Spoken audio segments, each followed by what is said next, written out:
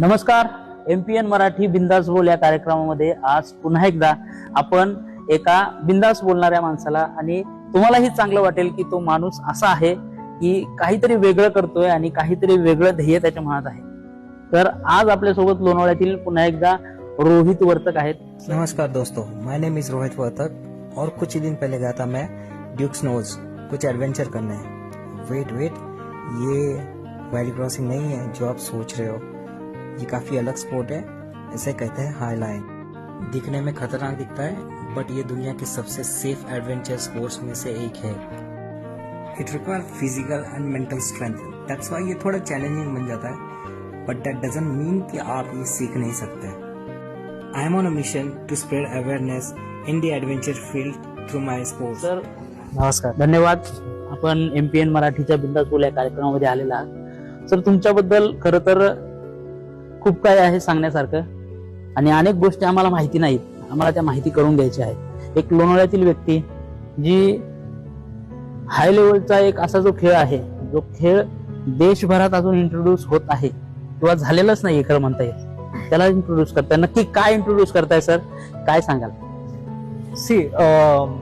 आपल्या इथं अनेक वर्ष झाले आता साहसी स्पोर्ट्स खेळले जातात, आणि साहसी स्पोर्ट्स तुम्ही बघाल, साहसी खेळ बघाल तर त्याच्यामध्ये बरेच प्रकार येतात. मग रॉक क्लाइम्बिंग येतं, माउंटेनिंग येतं, म्हणजे लोक एव्हरेस्टला जातात, किंवा कयाकिंग येतं, राफ्टिंग येतं जे पाण्यामध्ये खेळले जातात, पॅराग्लायडिंग येतं, असे बरेच स्पोर्ट्स खेळले जातात. तर हे आता लोकांना माहीत झालेलं आहे की असं काहीतरी होतं म्हणून. पण एक असा खेळ आहे की जो आपण गेली अनेक वर्ष बघतोय, पण तो जगभरामध्ये ऍज अ स्पोर्ट्स म्हणून खेळला जातो, तो आपल्यालाच नाही माहिती. म्हणजे डोंबारी जे चालतात दोरीवरती, त्याच पद्धतीचा एक गेम आहे. त्याला स्लॅक लाईन आणि हाय लाईन म्हणतात. जेव्हा जमिनीवरती अशी छोटी दोरी लावली जाते आणि त्याच्यात चालला जातं, त्याला स्लॅक लाईन म्हणतात. आणि जे हाईट वरती लावली जाते, उंचीवरती किंवा दोन दऱ्यांमध्ये, दोन बिल्डिंग मध्ये, त्याला हाय लाईन म्हणतात. आणि हा गेम जगभरात आता सगळीकडे पसरतोय. वर्ल्ड मध्ये त्याचे कॉम्पिटिशन होतात, वर्ल्ड चॅम्पियनशिप कॉम्पिटिशन होतात, त्याचे मोठमोठे कॉम्पिटिशन होतात, वर्ल्ड सर. पण चॅम्पियनशिप. आपल्या इथं बातम्या जर पाहिल्या तर बातम्या अशा लागतात की हा काय बोलतात त्याला, स्टंट आहे, जीव घेणा स्टंट आहे, जीवाशी खेळ आहे, मस्ती बेतली मध्ये जीवावर, अशा प्रकारच्या गोष्टी समोर मला म्हणजे असं ते जेव्हा बातम्या आल्या आणि मोठमोठ्या चॅनल कडून बातम्या आल्या की जीव घेणे स्टंट किंवा हे, पण एकाही त्यांच्या पत्रकाराला वाटला नाही की ह्याच्या मागचे फॅक्ट चेक करावे. बिकॉज त्यांनी जीव घेणं स्टंट जेव्हा म्हणतात ते, ठीक आहे, तेव्हा तुम्ही बघाल तर एक माणूस 2 व्हॅलीच्या मध्ये वॉटरफॉल पडतोय किंवा अजून कुठे त्याच्या लाईन वरती उभा आहे, तर 1 इंचाच्या लाईन वरती उभा आहे. तर 1 इंचाच्या लाईन वरती उभं राहायला तुम्हाला 1 इंच म्हणजे किती? 1 इंच 25 एवढंच, एवढीच जाड पट्टी असते ती, एवढीच्या लाईन. तर एवढ्या लाईन वरती उभा आहे, तर ह्याला काहीतरी कौशल्य लागत असेल, स्किल लागत असतील, मेहनत असेल त्याच्या मागे. तर एकाही पत्रकाराला असं वाटलं का नाही की आपण यांना कॉल करू, फॅक्ट चेक विचारू की नक्की काय आहे, ठीक आहे. तर कोणी असं विचारलं नाही, पण डायरेक्टली स्टंटबाजी किंवा जीव घेणे प्रकार असं न्यूज टाकून. पण याच्यामध्ये सर लोकांचे मृत्यू पण झालेले आहेत ना? नाही, पण त्या ठिकाणी नाही झालेले. तुम्ही बघाल तर हायलाईन मध्ये आजपर्यंत भारतामध्ये एकही मृत्यू झालेला नाही. मृत्यू लांब राहिला, मी म्हणेल एकाही माणसाला खर्चटलेला नाही, एवढा सेफ स्पोर्ट्स आहे. ठीक आहे. एका टायमाला म्हणजे तो दरीवरती आपण पाहिलेलं आहे, इकडे एक दरी असते, इकडे एक दरी असते, मध्ये छोटी 1 इंचाची त्यांनी बोलल्याप्रमाणे लाईन असते, आणि तो एकदम सेफ स्पोर्ट आहे असं सर म्हणतात. सर, कसं काय शक्य सर हे? पण नाही, म्हणजे कारण का आपण ज्या गोष्टी करतो त्यामध्ये सगळ्या सेटअप कंट्रोल मध्ये असतो. जेव्हा तुम्ही टेक्निकली तेवढे इक्विपमेंट वापरता, तंत्रशुद्ध पद्धतीने जेव्हा सेटअप करतात, तेव्हा चुकी होण्याचे प्रकार हे नसतातच मुळे. बिकॉज त्या सगळ्या गोष्टी कॅल्क्युलेट करून केल्या जातात, आणि त्याला आज जीव घेणं बोललं जाते. तुम्ही मला सांगा की दही अंडी खेळली जाते, दही अंडीमध्ये रिस्क नाही का? आहे ना सर. दही अंडीमध्ये मृत्यू नाही झाले. मग त्याला आज कोणी जीव घेणी दही अंडी असं टायटल लावून कोणी बातमी देतं का? नाही देत. किंवा ट्रेन मधून चाललंय, ट्रेन मधून लटकून माणसं मेली नाही, पण त्याची बातमी नाही होत. की हेल्मेट घालून बाईकवरती असेल किंवा कुठलाही प्रकार असेल जिथं माणसांचे मृत्यू झाले, त्याला आज नॉर्मल पद्धतीने बघितलं जात आहे. मग ह्या फील्डमध्ये ऍक्सिडेंटच नाही आलंय भारतामध्ये स्पेशली. म्हणजे अशा वेळेला की इथं आपल्याकडे जेव्हा गायडन्स होता, अशा टायमाला तो स्पोर्ट्स चालू आलेला आहे. त्याचं इक्विपमेंट भारतात अजूनही मिळत नाही, आणि जे लोक आता करतात त्यांनी बाहेर देशात मागवलेलं आहे, आणि खूप महाग भेटतं ते सगळे. कुठलेही कॉम्प्रोमाइज न करता तेवढे इक्विपमेंट मागवले आणि तेच स्टँडर्डाइज इक्विपमेंट वापरून आज हायलाईन केली जाते. मग ह्याला जीव घेणं का म्हणतात हे? हा, आणि विशेष एकही मृत्यू नाही, नाही, एकही जखम नाही, जखम किंवा अजिबात नाही. मग भारतात किती लोक असतील सर आता तुमच्यासारखे अशी खेळणारे? भारतात हा स्पोर्ट्स इंडियात चालवून आता 2014 मध्ये चालू आला, डिसेंबर 2014 मध्ये, आणि आपल्याच ग्रुपने तो स्टार्ट केला ड्युसनोजला. त्याच्या आधी हा भारतात गेमच नव्हता.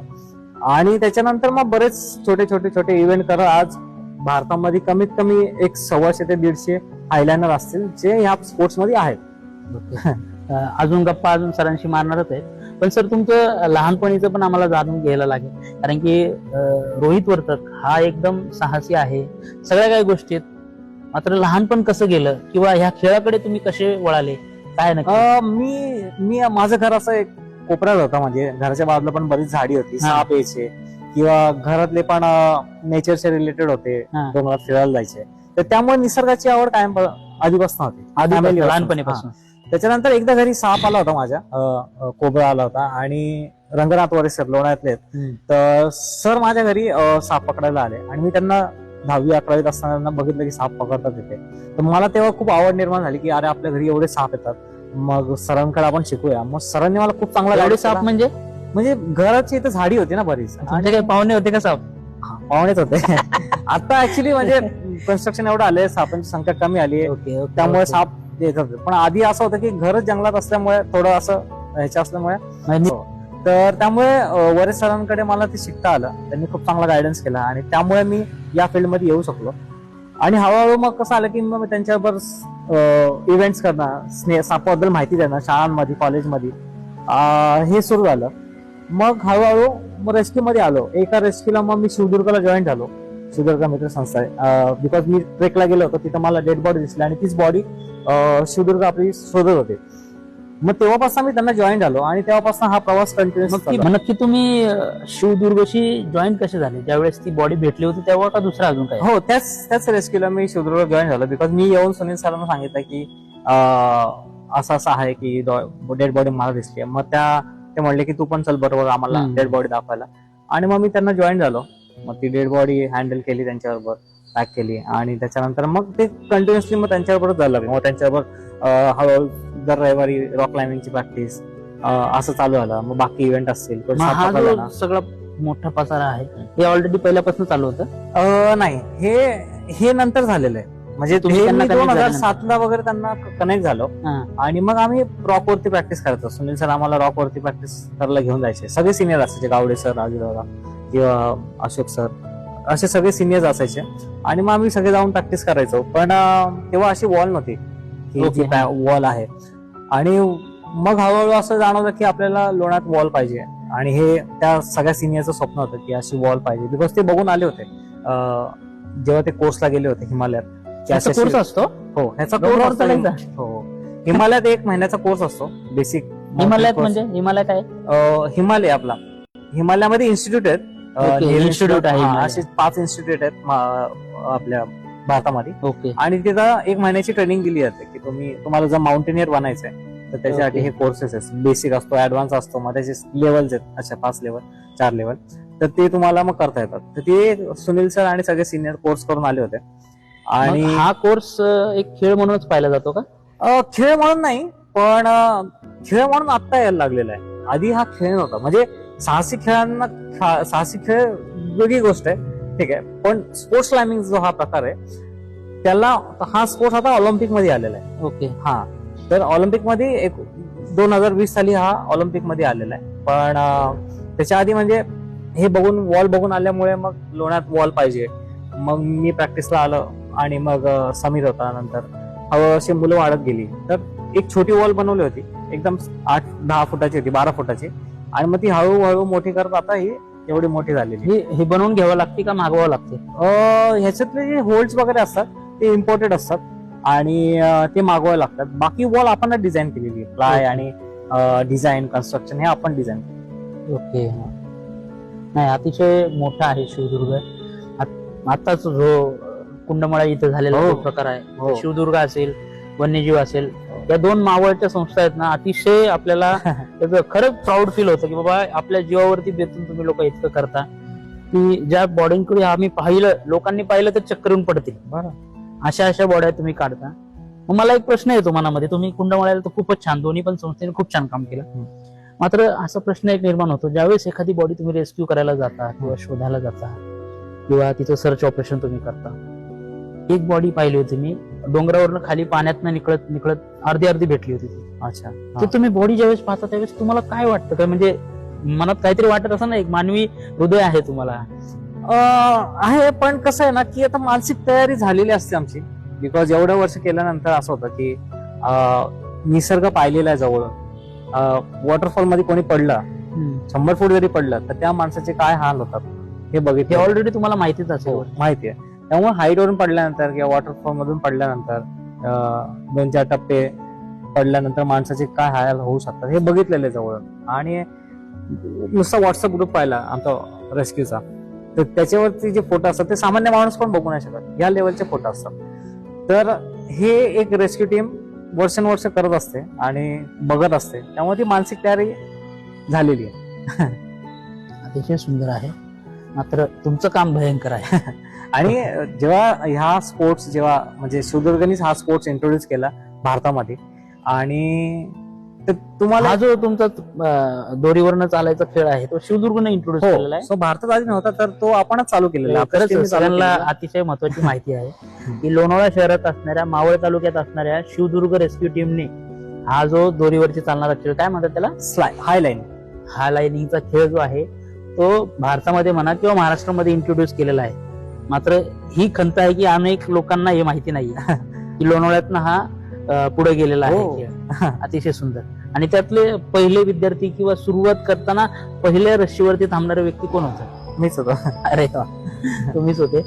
मात्र सर, ह्या तुमच्या रोपवरती चालण्याच्या खेळाला खरं तर लोक जीव घेणा स्टंट हे तर गोष्टी म्हणतात होते, तुम्ही त्यालाही उत्तर दिलेलं आहे. मात्र हे जर करत असताना तुम्ही आणि ही शिवदुर्ग टीम जी आहे, हे संस्था चालतात कशा किंवा तुमचं घर चालतंय कसं, तुम्ही करता काय नक्की, हे प्रश्न माझ्या मनामध्ये मी येता विचार करत होतो की नक्की मग हा व्यक्ती जो आहे तो रस्सीवरती चालतो, मग ह्याला पाहायला पैसे देतात लोक, काय नक्की काय विषय नाही, कशी तुमची कमाई होती, कसं घर चालतं? बऱ्याच लोकांना वाटतं की मी फुल टाइम ऍडव्हेंचर करतो, पण तसं नाहीये. प्रत्येकाचे व्यवसाय वेगवेगळे आहेत. म्हणजे शिवदुर्ग टीम तुम्ही बघितली तर प्रत्येकाचे व्यवसाय वेगवेगळे आहेत. कोणी काम करतंय, कोणी बिझनेस करतंय, कोणाचे दुकान आहेत, असं सगळ्यांचं वेगवेगळे.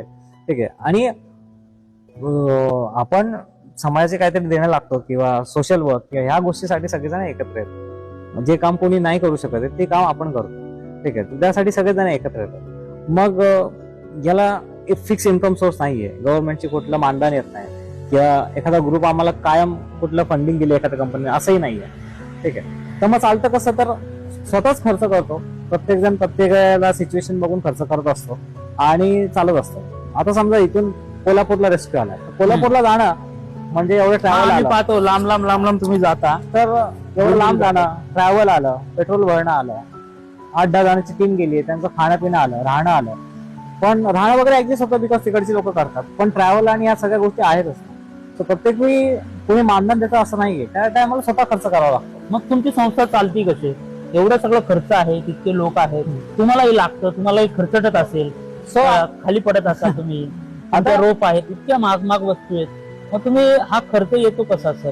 तेच बोललं की स्वतःच्या खिशातनं बराचसा खर्च जातो. आता फॉर एक्झाम्पल इथं मुलांची ट्रेनिंग घ्यायची, तर मुलं इथं बऱ्याच ट्रेनिंगला येतात रोज संध्याकाळी. त्या मुलांना कॉम्पिटिशनला जायचं असतं. बऱ्याचशा आम्हाला मुलांकडे पैसे नसतात कॉम्पिटिशनला जायला किंवा शूज घ्यायला पैसे नसतात. तर आपला योगेश असतो, योगेश उमरे, मग तो बऱ्याच टायमाला त्याच्या खिशातनं लागतो, समीर टाकतो त्याच्या खिशातनं, किंवा सुनील सर हेल्प करतात, कधी मी करतो. या पद्धतीने सगळं चालतं. तर या पद्धतीने आखी संस्था चालू आहे. काही लोक करतात फंडिंग स्वखुशीने, पण ते कसं असतं की ते फिक्स इन्कम नाही आहे संस्थेला. ठीक आहे. तर त्यामुळे जर फंडिंग आलं तर त्याच्यातनं काही इक्विपमेंट घ्यायचंय, रेस्क्यू साठी काही लागतं ते घेतलं जातं. काही जण इक्विपमेंट किंवा साधन सामग्री देतात, त्या स्वरूपात देतात, त्यामुळे तशी हेल्प होते. पण ऍज अ एवढी मोठी संस्था आणि काम बघाल तुम्ही, तर असं नाही की वर्षातनं एखाद दुसरा रेस्क्यू होते. काम प्रत्येक संडेला काम आहे, सॅटर्डे संडेला. ठीक आहे. त्यामुळे त्याला खर्च पण तेवढाच आहे. त्यामुळे कुठे ना कुठेतरी ह्याला तोच विचार नागरिकांच्या मनामध्ये येतो की बाबा हे लोक काम धंदे सोडून आपले 1-1, 2-2, 3-3 दिवस काय का करतात, मग असं का करतात हा प्रश्न खूप मोठा आहे. नाही, तुम्ही ते मला विचारलं ना की जे रोप वरती चालणं बॅलन्सिंग हा जो स्पोर्ट्स आहे, तर खरं बॅलन्सिंग हे म्हणत की अशी संस्था चालवणं आहे balance करणं. बिकॉज हे चालवणं खूप डिफिकल्ट आहे. म्हणजे टीम असते, खर्च आहे, सगळ्याच गोष्टी आहेत. तरी सगळेजण टीम मेंबर त्या पद्धतीने ऍडजस्ट करतात आणि येतात आणि सपोर्ट करतात सगळेजण. नाही, खूप आणि छान. त्या पद्धतीने लिडरशिप पण तसे आहेत, सुनील सर तसे आहेत किंवा बाकी सगळे तसे आहेत. त्यामुळे ते सगळ्या गोष्टी सांभाळल्या जातात. तुमच्या खेळाकडे येऊ परत एकदा. तुमचा खेळ हा तुम्ही इंट्रोड्यूस करताय भारताला म्हणा किंवा महाराष्ट्राला म्हणा, तर हा जो तुमचा खेळ आहे तो ऑलिम्पिक मध्ये किंवा बाहेर देशात चालू आहे का? गेलाय का? हायलाईन जो गेम आहे, ठीक आहे, तो ऑलिम्पिक मध्ये नाहीये. ओके. जो स्पोर्ट्स क्लाइम्बिंग आहे जिथं मुलांचं ट्रेनिंग घेतो तो ऑलिम्पिक मध्ये आहे. तो मग तुमच्या गेमची काय लेवल आहे, काय कुठपर्यंत आहे स्पोर्ट्स क्लाइम्बिंग. हा तुमचा सो हायलाईन जो गेम आहे हा ऍडव्हेंचर क्षेत्रात आहे, म्हणजे साहसी खेळांमध्ये. ठीक आहे. तर तो आता जगभरामध्ये सगळीकडे खेळला जातो. अमेरिका असेल, जर्मनी असेल, आणि मोठमोठ्या लाईन लावल्या जातात. आपल्या इथं आता सगळ्यात लांब लाईन लावलेली असेल ती बघाल तर 750 मीटरची आपण लावली होती ड्युक्समध्ये. आणि तिथे आंतरराष्ट्रीय जर्मनी वगैरे सगळीकडून लोक आली होती ते चालायला. पाहण्यासाठी? हा, पाहण्यासाठी नाही, चालायला आले होते ते. चालायला तिथं? ओके. ते स्पोर्ट्स मध्ये आहेत, म्हणजे मोठी लोक. त्यांच्याशी कॉन्टॅक्ट कसा केला होता त्यावेळेस? म्हणजे नेटवरून सगळा कॉन्टॅक्ट केला होता. सगळे कनेक्टेड आहेत, बिकॉज त्यांनाही माहिती आता इंडियात चालू झालंय, तर मग ते सपोर्टला आले होते बरेच जण. तर ह्या पद्धतीने चालतं. आणि बाहेरच्या तुलनेमध्ये आपल्याकडे आपण खूप मागे आहे. म्हणजे जसं बाकी स्पोर्ट्स मध्ये मागे आहे, आपण फक्त आता क्रिकेटमध्ये जगाच्या लेवलला गेलेलो आहे. पण बाकी स्पोर्ट्स बघाल तुम्ही, जसं जिम्नॅस्टिक आहे, आपण कुठेच नाही आहे. ठीक आहे. त्या पद्धतीने आपण ह्या गेम्स मध्ये पण सगळ्या मागे आहे, बिकॉज तसं इन्फ्रास्ट्रक्चर नाही, ते साधन सामग्री भारतात मिळत नाही. तर त्यामुळे आपण मागे पडतो. लोकांची बरंच आता बघा ना तुम्ही, ही जे ट्रोलिंग होते, तर लोकांची ती मानसिकता नाहीये. हे जर एखाद्या फॉरेनरने केलं तर ते व्हिडिओ शेअर केले जातात. म्हणजे 1 महिन्यापूर्वी माझ्या मित्रांनी याच स्पोर्ट्स मध्ये आहे तो बऱ्याच वर्ष, आणि तो स्वतःला हायलाईन चालतो, आणि त्यांनी ते प्री वेडिंग केलं होतं. हा प्रश्न मी तुम्हाला विचारणारच होतो. तर हे प्री वेडिंग पहिल्यांदा झालंय का? असं तर नाही. म्हणजे जगभरामध्ये असं आधी पण झालेलं. त्याला स्पेस नेट म्हणतात. म्हणजे नदी दरीच्या मध्ये जाळी लावली जाते हायलाईन वरतीच, आणि त्याच्यावरती जाऊन, म्हणजे नुसती हायलाईन पेक्षा जाळी असणं उलट जास्त सेफ झालं ऍक्च्युली. बिकॉज तुम्ही एका जाळीवर जाता आणि तिथं तुम्ही कनेक्टेड असता. त्यांना काय लावलेलं नव्हतं ना? लावलं. सेफ्टी 100% असतं. सेफ्टी कुठेच कॉम्प्रोमाइज नाहीये. ती मुलगी पण हायलाइनरच होती का? नाही, ती हायलाइनर नाही, ती त्याची होणारी बायको होती, आणि लग्न होणार होता म्हणून तो इंट्रोड्यूस करत होता त्यांना स्पोर्ट्स.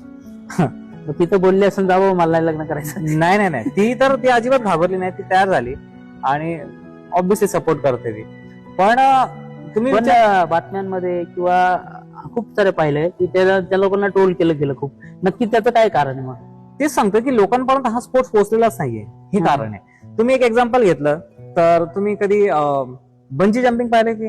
हो. पायाला रोप बांधून लोक उड्या मारतात. आता हे आपल्या महाराष्ट्रात पण आहे, किंवा तुम्ही नॉर्थला गेला, ऋषिकेशला गेला, तर तिथं बंजी जम्पिंग करतात.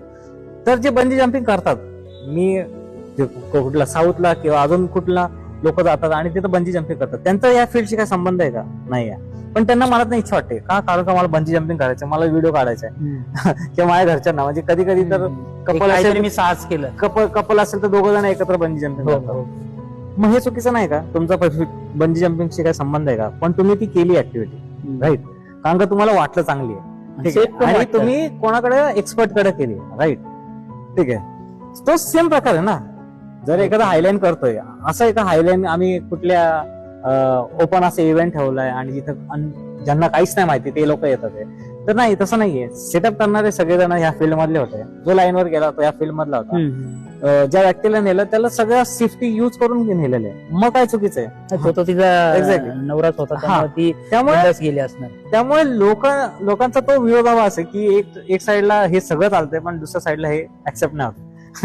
तुम्हाला ज्यावेळेस एक्सेप्ट होत नाही या गोष्टी, मग तुम्ही हायलाइनर आहात या क्षेत्रामध्ये, तुम्ही अजून ह्या क्षेत्राला पुढे न्यायचंय, तुम्हाला या खेळाला तुम्हाला पुढे न्यायचंय महाराष्ट्रामध्ये, भारतामध्ये, तर मग काय वाटतं तुम्हाला की बाबा असं ज्यावेळेस ट्रोल होतं तर त्यावेळेस काही खंत वाटते का मनामध्ये? खंत नाही वाटत की कुठली नवीन गोष्ट आहे ना, आपल्या इथं समाजात रुजायला टाइम लागतो, कुठली असू दे. म्हणजे मी या क्लाइम्बिंग क्षेत्रातल्या सिनियर्सशी बऱ्याच वेळा बोललेलो आहे. म्हणजे तेव्हा बातम्या देणं पण मुश्किल होतं.